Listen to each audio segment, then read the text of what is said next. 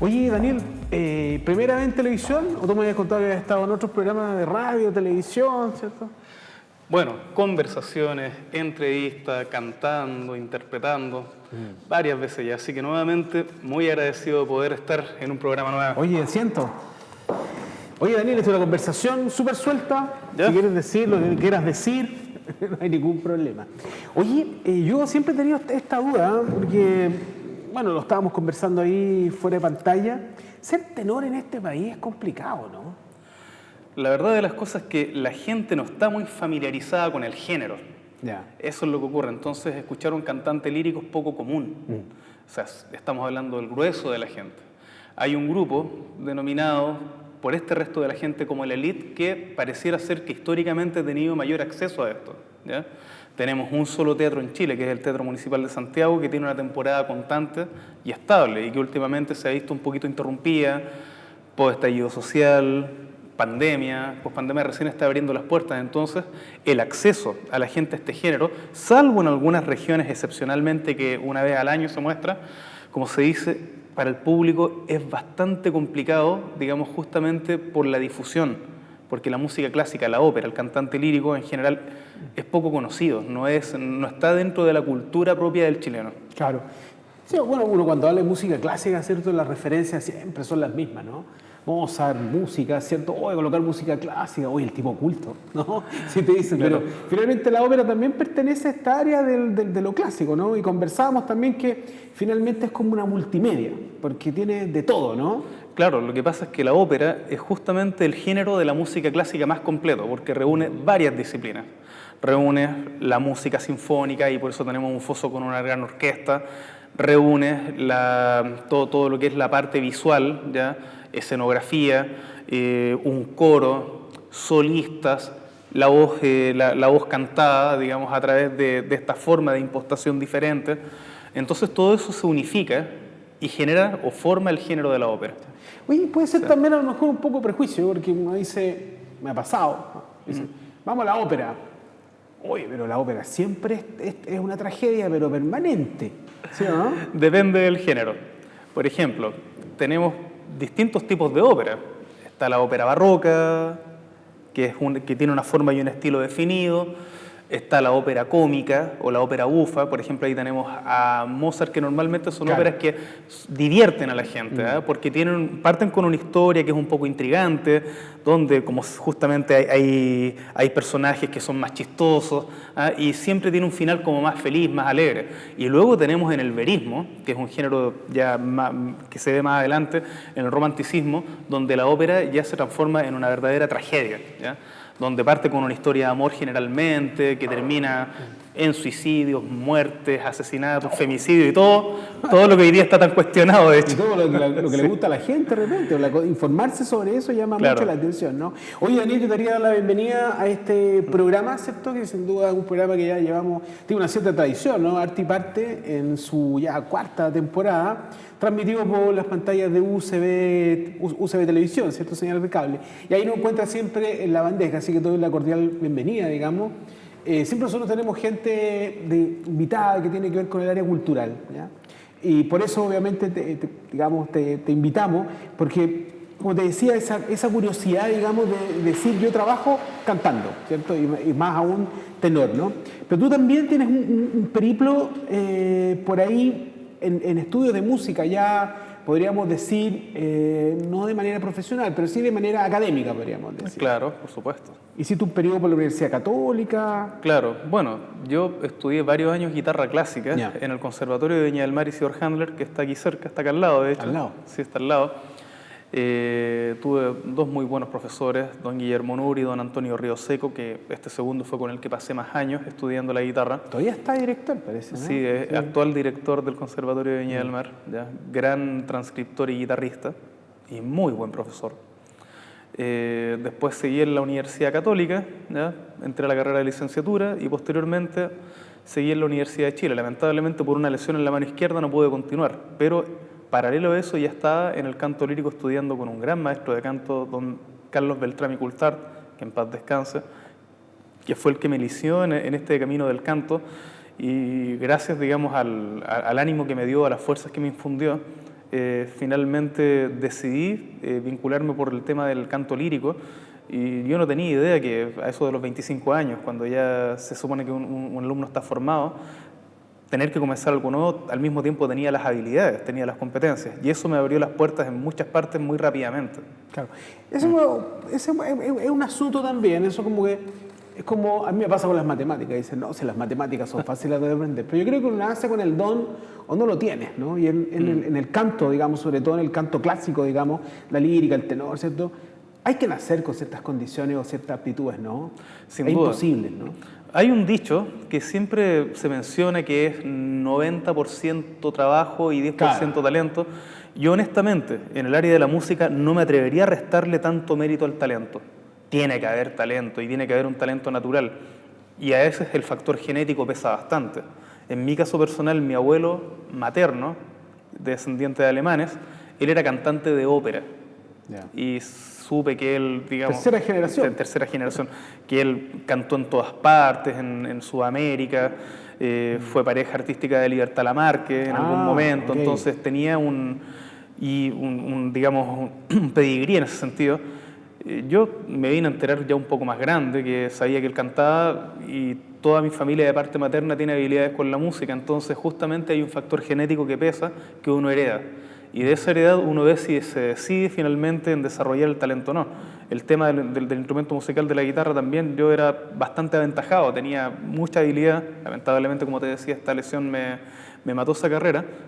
Pero está esta otra sorpresa que era el canto lírico. Y el canto lírico, como se dice, fue el que me terminó salvando la vida en el sentido o en la materia de poder seguir avanzando con la música. Claro, la música, la gente dice, estudia música, ¿cierto? Tantos años de conservatorio y sigue estudiando, ¿no? Son horas y horas y horas de trabajo, ¿no? Y aquí debe pasar exactamente lo mismo, porque finalmente esto es entrenar la voz o es otra cosa, o otro factor, estudiar tanto la música. El tema de la música, para el que es de formación clásica, atraviesa por varias cosas, digamos, que no se deben perder de vista y que se deben tener mucho en cuenta. Primero que todo, el cantante o el músico clásico, sobre todo el cantante de ópera, tiene que involucrarse en los idiomas en los que canta. ¿Por qué está lejana la ópera a la gente acá en Chile? Porque casi ninguna ópera está escrita en español. El único género que se le parece es la zarzuela. Yeah. Por lo tanto, debe tener pinceladas de al menos, o manejar las fonéticas del italiano, el francés, Claro. el alemán, el inglés. Y eso es complejo, ¿no? Es complejo justamente porque uno se involucra en una cultura diferente, donde se habla y se dice de manera distinta. En las épocas uno debe tener una idea de la historia, una idea del guión, de lo que está hablando. Debe saber por completo, digamos, las historias, debe involucrarse en los procesos históricos. Entonces, la formación del músico clásico, también respecto del que es instrumentista y no cantante, es bastante completa. O sea, el cantante lírico o el músico clásico debe poseer una gran cultura de todas las áreas posibles del arte. Perfecto. Y también de la historia. Oye, una pregunta así como en lo personal. ¿Qué te pasa cuando escucháis radio de repente? No sé, el tema de la música urbana o el tema acá. ¿Qué es lo que pasa ahí? Porque uno dice, finalmente, bueno, me gusta mucho el rock, ¿no? Y de repente hay cantantes que no tienen formación para cantar, pero se escucha bien, ¿no? Hay otros que no la tienen, pero buscan por ahí y por allá. Entonces, ¿qué es lo que te pasa cuando escucháis eso?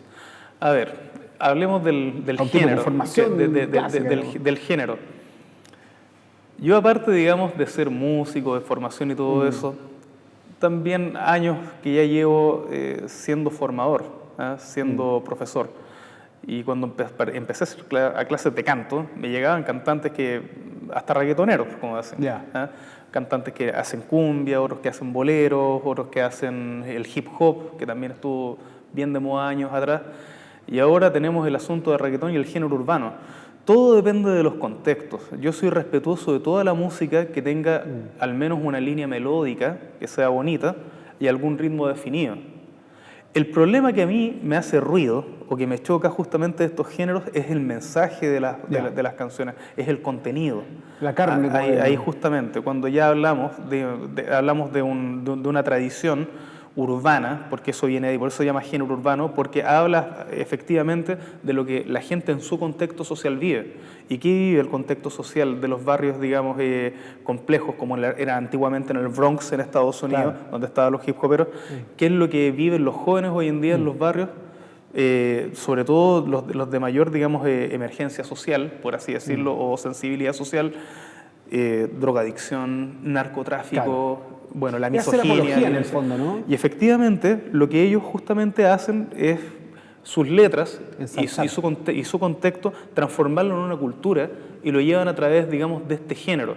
Un género que podríamos denominar como cacofónico o monofónico o monocorde, porque siempre es como lo mismo, ta, ta, ta, ta, ta, ta, ta, ta, ta, y en medio de eso una letra que involucra todos esos contenidos.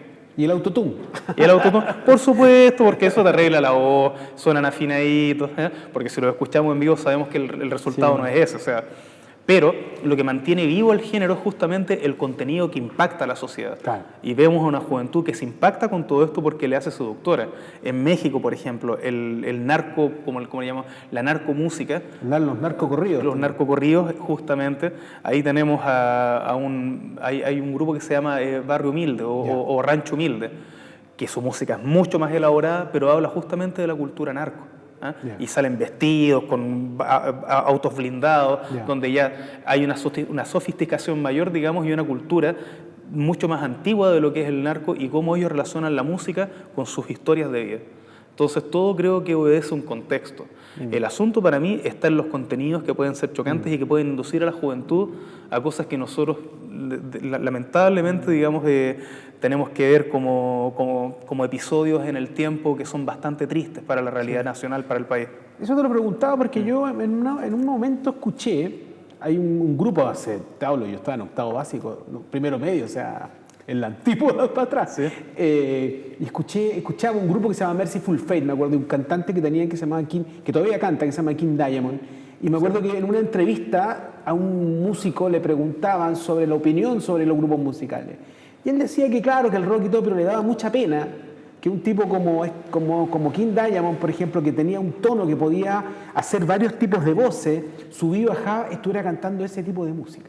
Cuando perfectamente podría ser un tremendo tenor, un tremendo barítono, porque el tipo tiene un registro que pasa de un lado a otro. No sé si lo has escuchado alguna vez. Sí, por supuesto, que lo conozco de mucho. Entonces todos decían, clásico.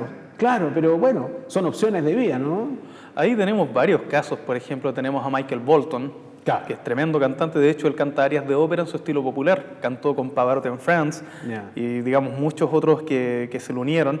Tenemos a Bruce Dickinson de Iron Maiden, también tremendo. ¿Y a cuántos más? Hoy, en la actualidad tenemos, por ejemplo, a Bruno Mars, que es un gran cantante, un gran creador, aparte muy buen pianista. Y tenemos muchos otros más, Ed Sheeran, tantos que han salido y tantos que son de la antigüedad que podrían perfectamente haber hecho mucho más pero llegaron al estrellato igual, siendo tremendos exponentes de su género. Claro.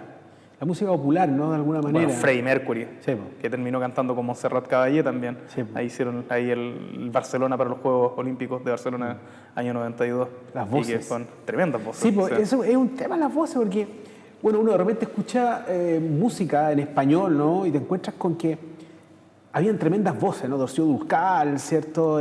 Voces que no eran tan fuertes, ¿no? Pero era el tema, los contenidos, ¿no? Que es lo que pasaba, no sé, con José José y todos estos artistas que finalmente tenían voces, pero eran sus letras, eran unos tremendos letristas. Y ahí uno decía, esa es la época en que la música en general popular decía muchas cosas.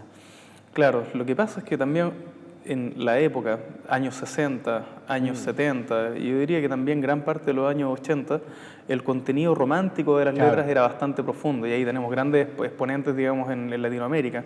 Tenemos en Latinoamérica y en España, en este caso, si hablamos en el contexto latino, tenemos a Julio Iglesias, a Nino Bravo, que para mí en lo personal es una de las voces más bellas que ha dado la historia de la música latina.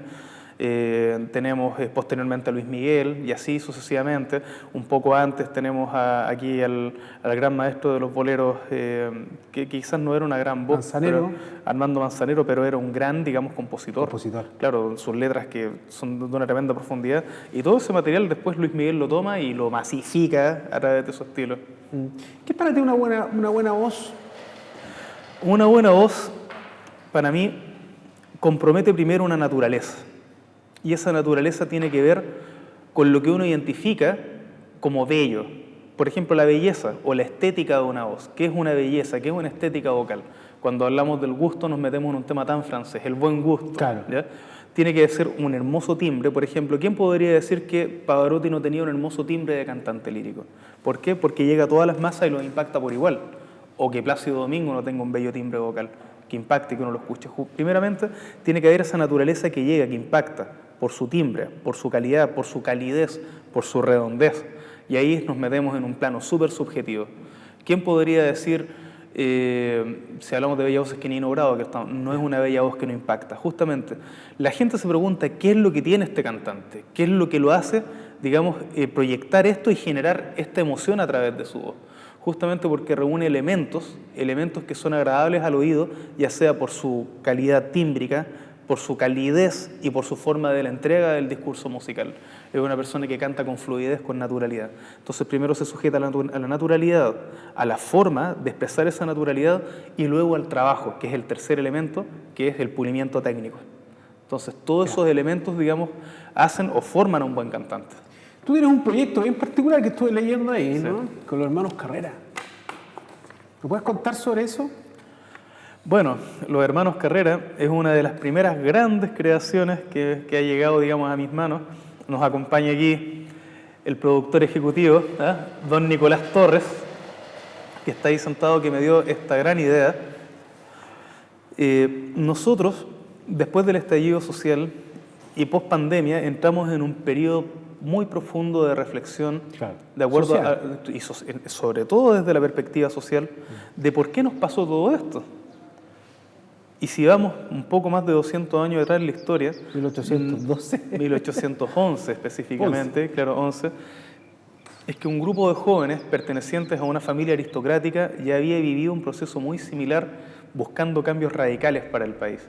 Y ellos generan una verdadera revolución dentro del país al llegar a ascender al poder, específicamente el día 4 de septiembre del año 1811, pero previo a eso hubo todo un proceso de preparación. Entonces, ¿qué hacen este grupo de jóvenes? Que eran los hermanos Carrera. Javiera Carrera, la hermana mayor, después de la muerte de su madre, Paula Verdugo, educa a sus hermanos, toma las riendas del hogar y ella siempre en su mente pareciera ser que tenía la independencia de Chile. De alguna parte ella tomó esa idea y ese ideal y a sus hermanos los crió en ese sentido. Pasó el tiempo, cuento corto, José Miguel Carrera, que había estado en España, digamos, ya siendo ascendido a sargento mayor por el Ejército de Húsares de Galicia, llega a Chile. Y cuando llega a Chile se encuentra con que su hermana ya había armado, digamos, todo un proyecto emancipatorio. Y él quería ser parte de eso, y entre los dos empiezan a trabajar justamente para la liberación de Chile del yugo español, que tenía por sobre todo el poder económico. Todos sabemos que estas revoluciones, que todas estas situaciones ocurren justamente en ese contexto, ¿ya? Ya no querían más abusos, ya no querían, digamos, más control de la élite en conjunto con la corona española, ya no querían más eso, querían un país Chile, un país libre e independiente, emancipado, y que cada uno, digamos, pensara que su patria naciera y que ya el suelo nacional y todos los intereses que le correspondían fueran solamente de ellos y manejados por ellos. O sea, estamos viviendo un proceso, es casi exactamente igual. Pero por supuesto, entonces hicimos ese paralelismo. ¿Y qué es lo que sucede? En el año 1811, un día 4 de septiembre, después de toda una preparación en que Javiera reunió a los intelectuales más importantes de la época en su casa, se tejieron las ideas de la época, las más profundas, las más grandes, se prepara esta emancipación y José Miguel, solamente en 2 meses de su llegada a Chile, prepara todo esto junto con su hermana y empieza a convencer a todo el mundo. El rol de la mujer en esa época era bastante tras bambalinas, ¿ya? Pero la mentora de todo esto es justamente Javiera Carrera. ¿Por qué? Porque en la época la mujer no tenía voz ni voto, era el hombre el que sacaba todo adelante, pero la mentora, como digo, o la creadora de todo esto, lleva a José Miguel, lo mentaliza, lo orienta, y solamente en 2 meses José Miguel conquista todo el mundo, por así decirlo, cafés, paseo a caballo, todos los lugares donde llegaba, convenciendo a la gente de que Chile debía ser libre. Entonces se gana la gracia del pueblo.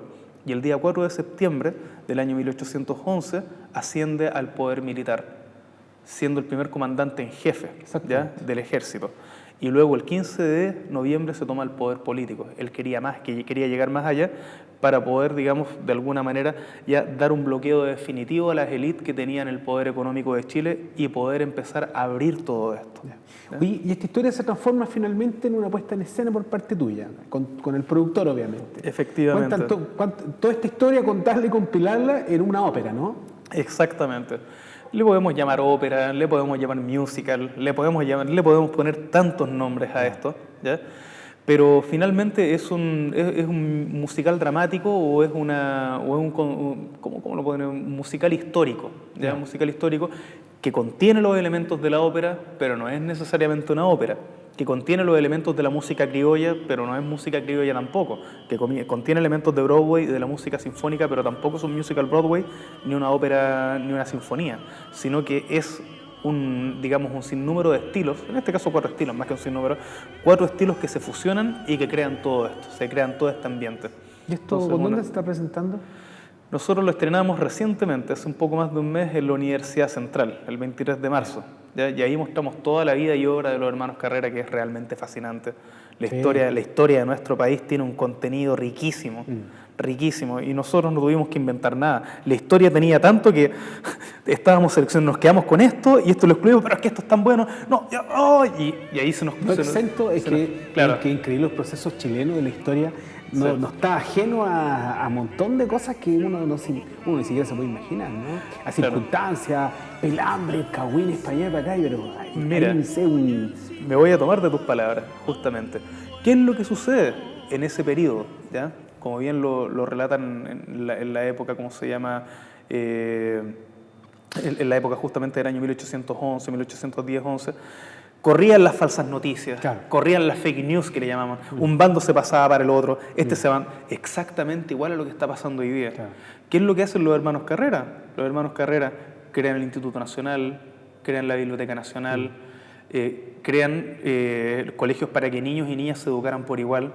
Imagínate cosas por las que hoy día, o sea, la educación paritaria nace con ellos, hace más de 200 años. Crean la primera constitución política del Estado de Chile. ¿Y qué es lo que está pasando hoy día? Claro, y es un grupo de jóvenes también. Era un grupo de jóvenes que tenían menos de 37 años todos. El más joven tenía 22, 23, que era Luis Carrera. José Miguel, a los 27 años, establece en el año 1812 el primer reglamento constitucional, a los 27 años, siendo, en este caso, el primer presidente de la Junta Nacional de Gobierno.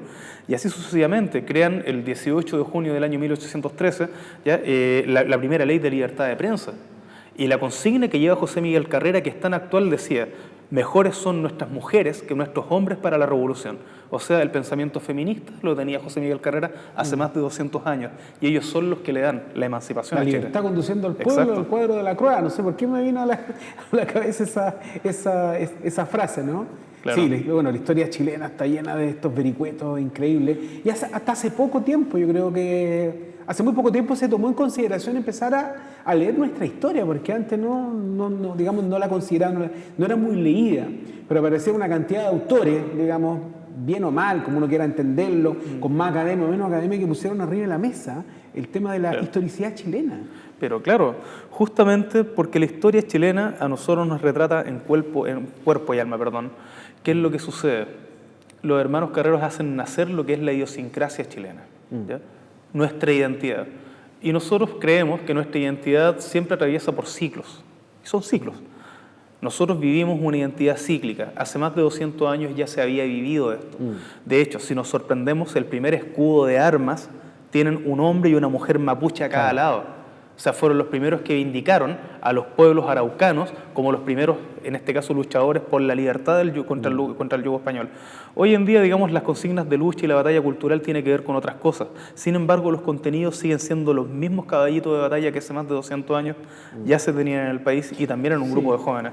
Yo tiendo a pensar que a lo mejor somos un país muy joven también, comparado a los países del primer mundo, ¿no? Que tienen muchos más años, mucha más tradición. Entonces uno dice, para empezar a reconocer nuestra historia, por ejemplo, en Francia dos guerras y una revolución para poder entender qué es lo que pasa verdaderamente acá. Entonces, en ese sentido, nosotros somos mucho más jóvenes en términos como de experiencia bélica, podríamos decir, ¿no? Y territorial, qué sé yo. Bueno, acá en Chile lo que tenemos, básicamente, fue la lucha, digamos, la lucha de una invasión.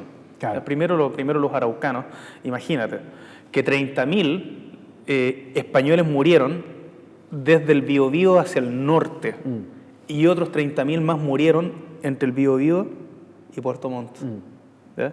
Entonces, los conflictos beligerantes, el asunto del pueblo guerrero en Chile es toda una tradición también. Por eso se crea, digamos, un batallón Lautaro con los nombres justamente de los líderes, en este caso, o caudillos mapuches. Después tenemos una guerra del Pacífico. Justamente estoy en un trabajo ahora muy especial, después de los hermanos Carrera, que ha resultado ser bastante exitoso, al menos, si bien no hemos tenido contrataciones ahora en la inmediatez. Ya de ahí nació otra cosa más. El Ejército de Chile se fijó en mi trabajo y me tomaron para poder recrear y hacer un musical también acerca de una de las historias de ellos, que es el combate de la Concepción. Esas son las termópilas chilenas. Las termópilas chilenas, claro. Sí. Y es un trabajo, tengo poquito tiempo, pero creo que se va a sacar adelante muy bien. ¿Cuántos soldados eran? 72 soldados. 77 soldados contra más de 2.000. ¿No? Tuvieron la pelea durante cerca de más de 24 horas, ¿no? Son 20 horas. 20 horas. 20 horas, justamente. Y ahí tenemos nuevamente la tradición de Chile en la Guerra del Pacífico. O sea, nosotros tenemos una tradición rica.